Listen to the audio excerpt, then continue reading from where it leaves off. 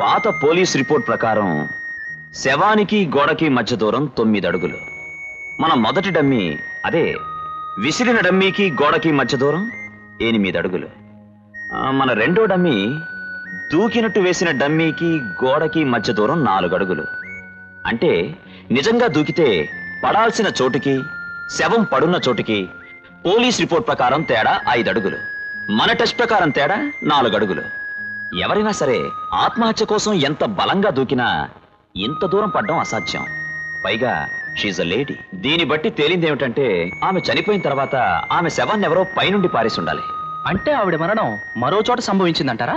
Yes, there is a chance. Excuse me boss, చనిపోయిన తర్వాత ఆవిడ పడేసి ఉంటే శవం తల నుంచి రక్తం ఎలా వస్తుంది? It's a good question. కానీ మనిషి చనిపోయిన తర్వాత గంటన్నర వరకు శరీరంలో వేడి ఉంటుంది. ఆ తర్వాత రైగర్ మార్చ్ స్టార్ట్ అవుతుంది.